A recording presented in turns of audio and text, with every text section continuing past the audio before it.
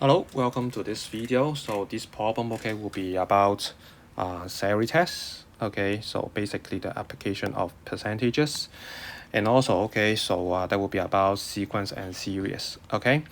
What does it mean? Because you can see in the we skip a bit about the sentences above and below the table. We just look at the sentence above part A. So you can see it is given that A, 10, B, and 24 is an arithmetic sequence. Is an arithmetic sequence. So you can see, this question, will be, this part, at least this part, will be about sequence and series. In that case, so we try to form an equation, we try to form an equation, with one unknown. So here we'll try to make use of the third term, the second term, and the fourth term. Third term,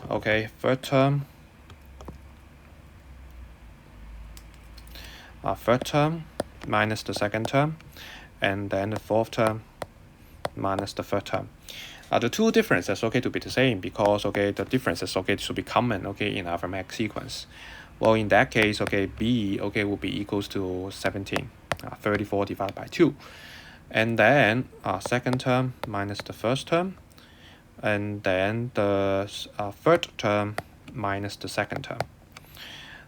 So also be the same. And then with the value of B being substituted, so A equals 7.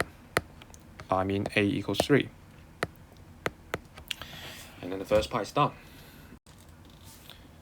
And then for part B, suppose our finding is about salary test, right? So we go back to the sentences, in above, the table.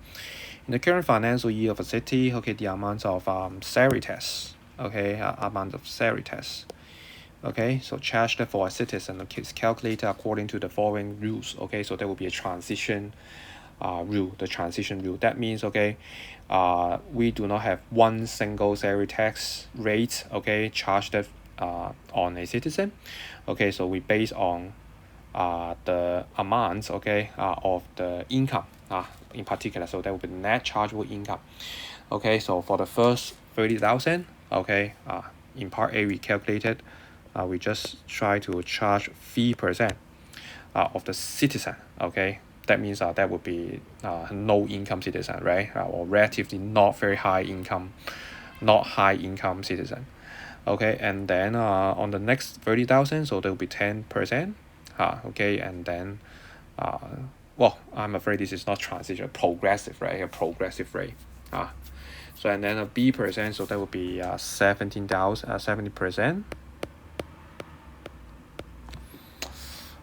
So and then the sentences below the table, so the net chargeable income is equal to the net.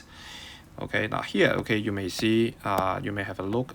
So net chargeable income, so the salary tax, the progressive rate, maybe I try to put down the word here. This is what we call the progressive rate.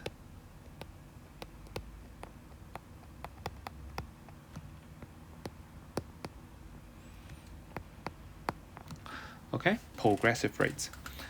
So the progressive rates will be using the net chargeable income to do the calculation. The net chargeable income will be equal to the net total income minus the sum of the allowances. And then you can see in the current financial of the year, the sum of the allowances. The sum of the allowances. So the sum of the allowances will be the amount of money that would be needed for the citizen to have the basic living in the city. And then the salary test shall not exceed the standard rate. We have the second rate. So we have the first rate, so that will be the progressive rate, and then the second rate will be the standard rate. The standard rate will be used for those high income, very high income citizens. So for them they do not want to be so annoying. Okay, wow, so many interest rate. Okay, so they just want to use one standard rate, okay, to calculate their salary tests. Okay, and then the standard rate used here, okay, will be 20%. Okay, so no need 3%, no need 10% on my income lah. Okay, for them, just one. Okay, but here be careful about the standard rate.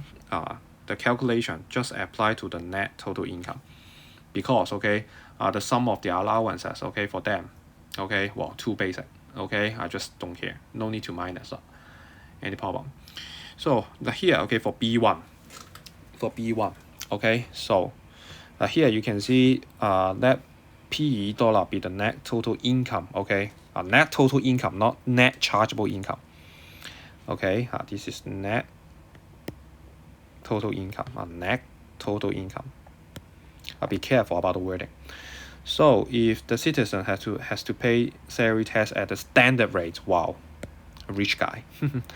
Express, okay, the amount of salary tax charged for the citizen in terms of P. So that's why here for B1, okay, just apply on 20%. This is the standard rate applied to the net total income. So that's why 20% times P. Okay, so that's why just 0.2 P. Okay, that would be B1. And then B2, okay, so find the list total income of the citizen so that the salary tax is charged at the standard rate.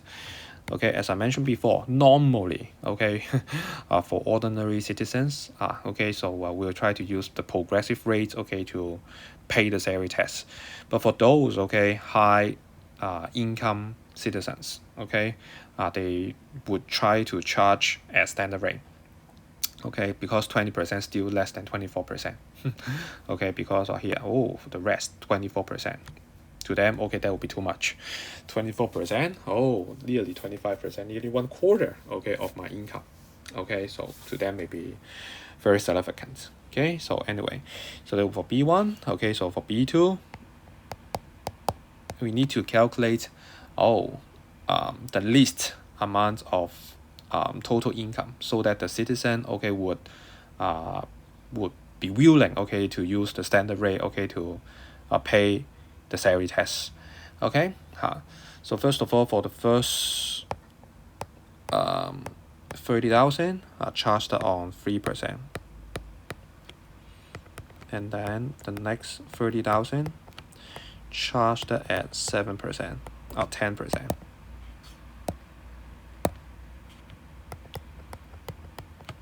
And then for the next 30,000 charged at 70%. Okay, so and then for the remaining, right, for the remainder, okay, of the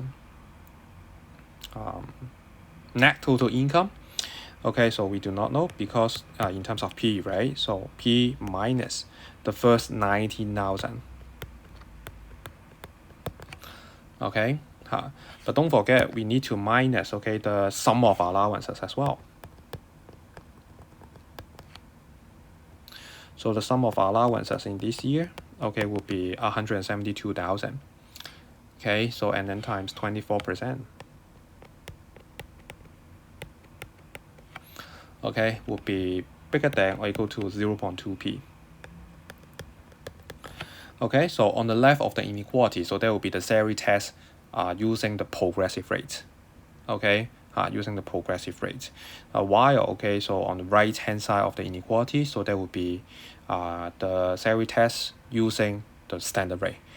Okay, so of course, okay, for those high income citizens using the progressive rate, they need to pay more salary tax. Okay, so that's why here they want to use the standard rate to pay their salary tax. So that's why we try to set up the inequality like this. Okay, so and then we try to simplify. Okay, simplify the inequality lah. Okay. So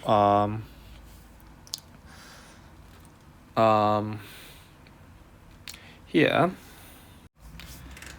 okay, so for the first three terms, 3%, 10%, 70%, so that would be 0.03, 0.1, 0.17, am I correct? Just 30,000 times bracket 0.03 plus 0.1 plus 0.17, and then that will be 9,000. And then for the 0.24, we just try to multiply inside the bracket. And then 262,000 times 0.24, that will be minus 62,880, bigger than or equal to 0.2p. So every p term, all the p terms, okay, to the left hand side of the inequality, so that will be 0.04p, bigger than or equal to 62,880 minus 9,000. So that will be 53,880. And dividing both sides by 0.04, so we get P, okay, so the net total income, well, at least 1,347,000. Okay, so that will be the solution, okay, of the inequality. So that means, okay, the least total income, net total income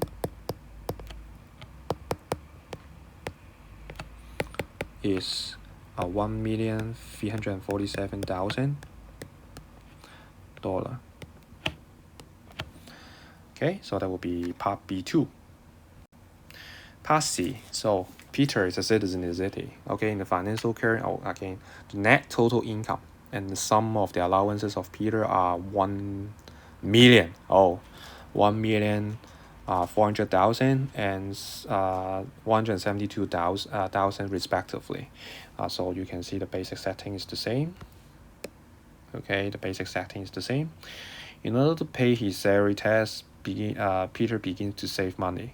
Okay, 12 months before the due date of paying the salary test. Whoa, well planning. Okay, so but first of all, okay, we need to know. We need to know. Okay, how much salary test, okay, Peter has to pay. Okay, since, okay, you can see part C, okay, because 1,400,000 bigger than or equal to 1,347,000.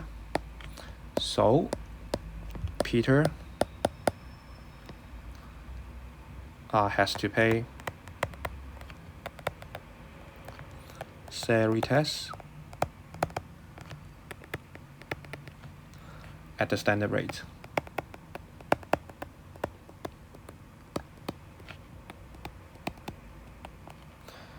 Okay, so the amount of salary tests Peter has to pay,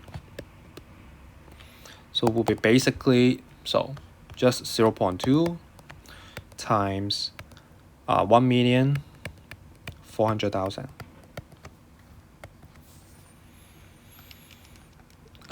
And then that will be $280,000. Okay, so that will be all the things, okay, about salary tests. Okay, so in order to pay his salary test, Peter begins to save money 12 months before the due date of paying the salary test. So a deposit of $23,000 is saved into in a bank on the same day of each month. Wow, very important word. Each month. Okay, the 12 payments. Okay, the 12 savings. Okay, will be separate. Okay, but Peter, okay, a very high income citizen, so he tried to have his habit and then he keeps his habit, okay, by saving the money at the first day of each month. Okay, try to do the deposit, and then you can see the interest rate 3% per annum, compounded monthly, and then totally 12 deposits. So whether the savings will be enough for paying the salary tax land. So that will be the problem. So and then we need to calculate the amount the amount of the savings at the end or on the due day.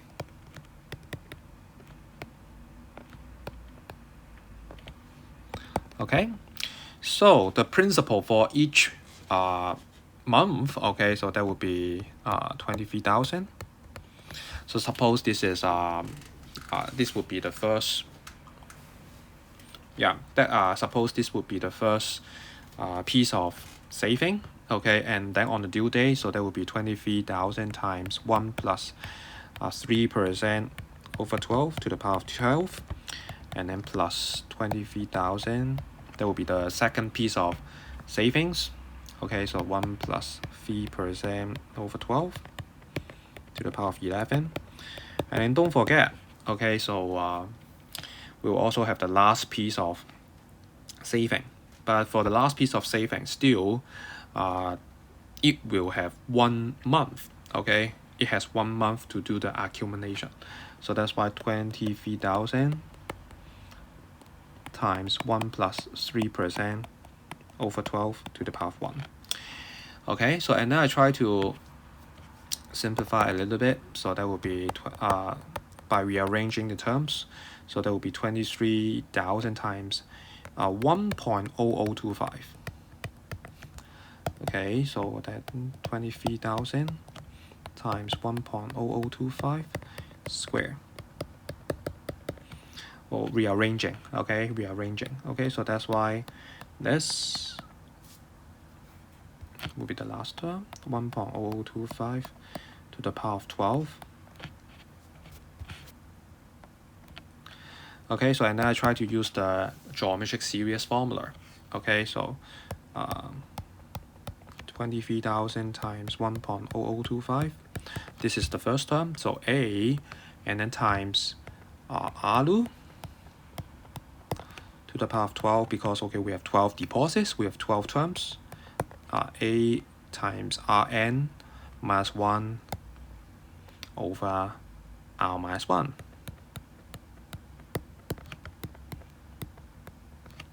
And then we try to use the calculator. So that would be about 280,526. Now, of course, this is bigger than $28,000. I mean, $280,000. So that's why the question or the part will be curious about will Peter have enough money, right? So of course, at the end, Peter would has enough money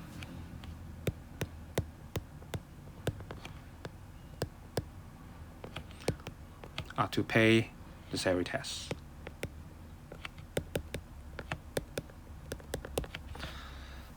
And the problem is done. Thank you for watching.